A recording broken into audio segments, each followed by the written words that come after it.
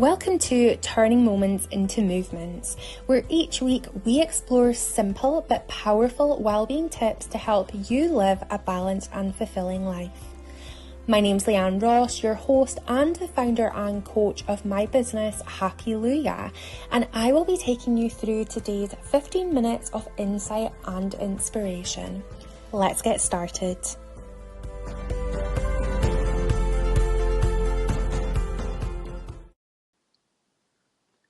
Hello and welcome to this week's episode of Turning Moments into Movements. Really taking those small steps that will lead to bigger changes in your life. So this week's episode is all about promoting remote wellbeing practices. So if you are working online quite a lot, if you are, maybe working from home, these tips will really help you to obtain that better work-life balance. And the reason why I chose to do this episode is because although I have a lot of professional experience, I have so much lived experience around how difficult online working can be because you're available all of the time to people. Even if you're in meetings, you'll see maybe messages pop up and emails come up. Whilst if you're face to face, it's quite abnormal for people to be knocking on your door every 10 minutes, saying, I'm reading their email out to you out loud or something like that. So getting positive wellbeing practices in place if we're remote working is really, really crucial. Before we dive in, because I have 8 tips that I want to share, so I will have to get going because these are supposed to be only 15 minutes or so, 15-20 minutes. I wanted to kind of reflect on one experience I had that just showed how much I was not able to switch off when remote working. So it was during lockdown, and I was on call. I was in my, old jobs. I was a senior manager in a social care department, and I just would hear my phone like ringing and messages coming through at all hours of the night. And sometimes it was because there were, crisis, but other times it was because people were maybe working night shift and messaging me, and because my phone had to be on, I would get these messages at maybe like 2-3 in the morning. And then I would wake up and I would check it and I would read it, and then I'd maybe get in the habit of replying. And I remember lying in my bed at like 4 in the morning, and I was just drifting off to sleep, and I just heard a ping. And my laptop was through my office, and my bedroom's quite close to my office. I heard this faint ping, and I knew that the ping was for the rota, and I was like, oh my gosh, someone has pulled out of their shift. I need to go and check this now. And 4 in the morning, usually I'm up at 5 a.m, but it was still early for me. 4 a.m, I'm sitting in my pajamas, trying to navigate the rota, looking at how I could cover these shifts. And I reached a point where I was like, what on earth am I doing? Like, yes, I'm on call. Yes, I need to be available, but not for things like this at 4 in the morning. These things can also be dealt with at 8 in the morning as well. So this is why I felt really passionate to do this episode, because I myself have been so burnt out because I wasn't really able to have I don't think most of us actually had the benefit of insight around how to work efficiently when working remotely, and how to keep boundaries in place and how to keep good well-being, because for a lot of us it was such a new concept, so it was something that we needed to become familiar with. So I wanted to share these 8 tips because this is stuff that really helped me as I kind of progressed towards really wanting a better work-life balance and wanting to promote well-being in the workplace. So these have been tried and tested by me, but also by other people as well. So let's just dive straight in. So the first one is the right to disconnect. Now, this is something that the UK government are actually really trying to push forward, the right to disconnect, the right to actually be able to completely switch off from work and not feel that you have to be available all the time. Now, inevitably, there are jobs where you have on calls, you have to maybe be available for emergencies, but generally speaking, this is targeted to, you know, the whole workforce around being able to take the time off when you need it, only having to work during your contracted hours, or if you work over and above, to have that counted within your working schedule. And I can almost hear people being like, not in my job, because I was like that as well. You know, when I was in social work, I was like, not in my job, that's not possible. But if we can work towards that ethos, it will be a game changer. If we can really try and not phone our colleagues when they're on annual leave or when they're off, unless it's an absolute emergency and you have that agreement and there's literally no one else you can call, and you know that they're going to get their time back and all of that, you know, really allowing yourself and your colleagues that time to disconnect is so important. I've been really fortunate where I've had sort of lots of friends in the workplace. I've developed friendships. And sometimes, you know, when you're socialising with colleagues, you end up talking about work. So just really reflecting on that and really allowing yourself and other people to completely disconnect from work, because that's where that work-life balance is really hindered if we're not able to do that and be boundaried around that. So that's the first point. The second point is have your out of office on when you're not working. If you are taking time off on annual leave, have your out of office on. Sometimes even if you say work 9 to 5, having it, you know, on from like 5 p.m. until why can I not do maths? 9 a.m. Can also be really helpful, because it categorically says I'm not here. And if people get that response, then it just kind of will hopefully prompt their reminder that you are not available. What can also be helpful to have your out of office messaging on, you know, that kind of automated email that pings, you know, to other people, is who to contact now that you're not in the office. So if you have an on-call system, if you have a line manager, if you have a colleague that will pick up these matters, have their details. Obviously ask them first, but have their details there, because that gives people a contingency plan on who to contact if you're not available. Also having predictability. I will return on Monday the 27th, or I will, you know, endeavour to respond to your email within 3 working days after I return from the 27th onwards. Expect a response between those dates. Giving predictability allows people to have that kind of bit of comfort that their response will be listened to and will be taken into consideration when you are due back. My third point, I'm really having to whiz through these because I'm really conscious of time now. My third point is to switch off your devices, guys. If you are working, you know, especially if you're working from home, switch off your laptop. When you're done at say 5 o'clock or whenever you're finished, switch off your laptop. I also would encourage you to silence your devices when you're on your breaks.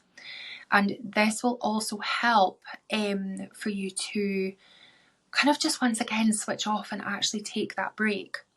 The amount of times where I was like, right, okay, I'm going to take a lunch break today. I'm not having lunch at my desk. I'm not doing it when I was working from home. And the amount of times I literally would sit down and I'd hear my Microsoft Teams, someone would be phoning me, or I would hear ting, and then I would hear another ting, ting, ting, ting, ting, and I just was like, oh, for goodness sake, what's happening now?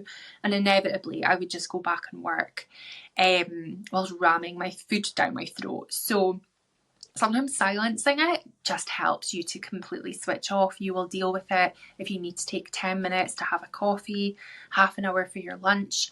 people can cope with you without that time. And if they can't, that's kind of maybe a managerial kind of operational thing to look at. So the fourth point is to protect your time.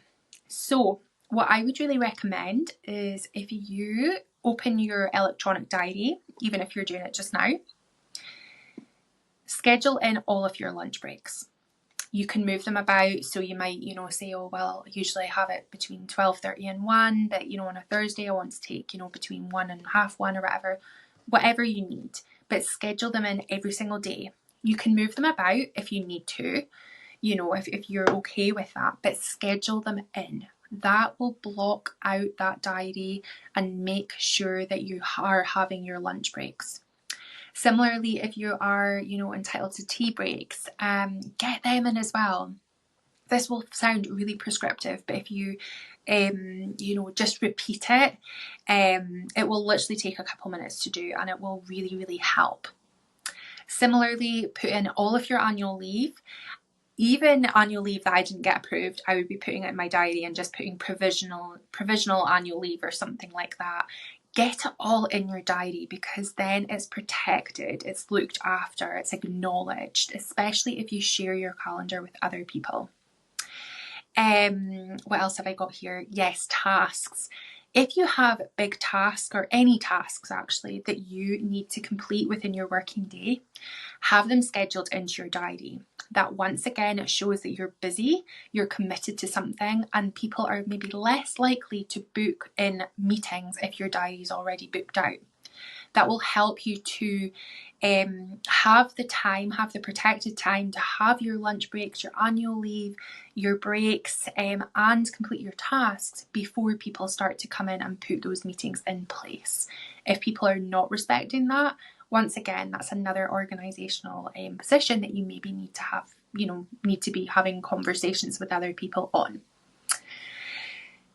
The next one is booking in your time off. How many times have we all reached the end of the financial year and have had so many holidays that we need to take? We're feeling burnt out, and we maybe aren't able to take our annual leave, or we maybe lose them because we've not used them. Book them in advance. If you have holidays, if you have celebrations, obviously book them in. If you have times that you don't want to work, book them in. So for example, I book my birthday off. Every year. I'm my own boss, so that's a bit easier to do, but yeah, really reflecting on that. Similarly, if you know that you're going to have a busy time, for example, if you work in accounts, you're maybe going to be busier at certain points of the year, so booking in a week or so off after that time just to reset. So planning your time off ahead can also be really helpful when you are kind of remote working, because it's going to just give you that opportunity to really take a break. Next point would be to track your toil. So your time, your overtime, or your time owed back. Really make sure that you track it. Ideally, it would be really great to get paid for that, or to take that time back.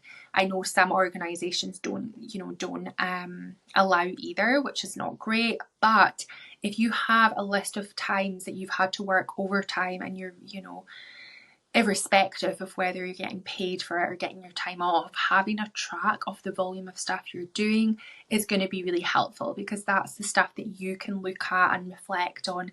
Okay, what do I need to change to stop this from happening? Who do I need to speak to prove that this is the stuff that's happening all of the time?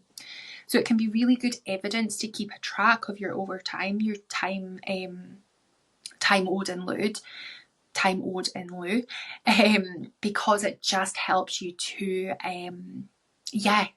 make sure that you're accountable for your time, and allowing yourself to keep it that way as well. Taking the number 7, taking regular breaks after every task or every meeting.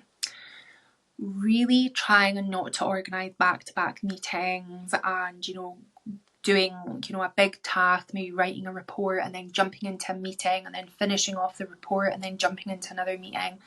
If you can, schedule regular breaks. even if it's for 5 minutes, to, get up, stretch your legs, grab a coffee, and then get back to it.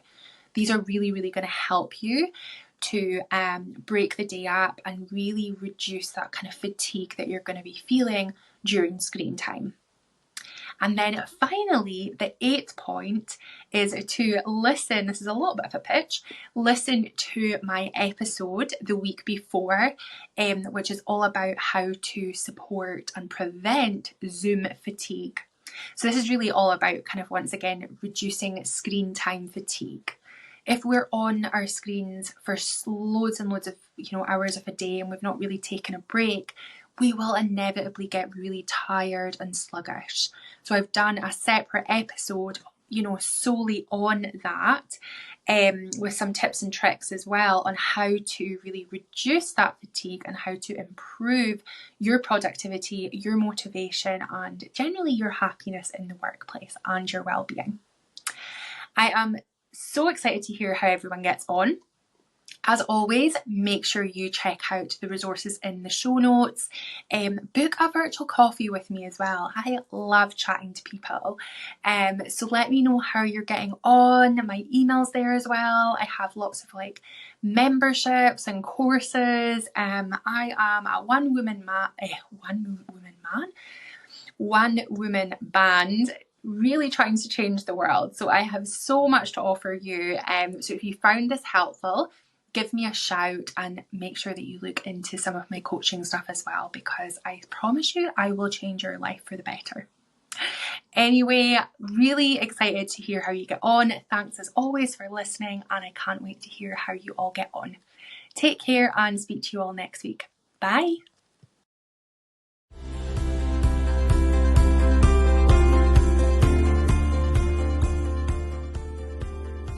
Thank you so much for listening to this week's episode of Turning Moments into Movements. Why not check out coaching opportunities with me so you can really begin to enhance your moments into huge movements and begin to live the life you never thought possible? Details are in the show notes. If you enjoyed today's episode, don't forget to like, follow, subscribe, leave a review and share this episode. Remember to also follow me on social media platforms through my handle Happyluya, where you will receive additional daily content. And finally, make sure you join us next week for more tips on how you can turn your small moments into life-changing movements.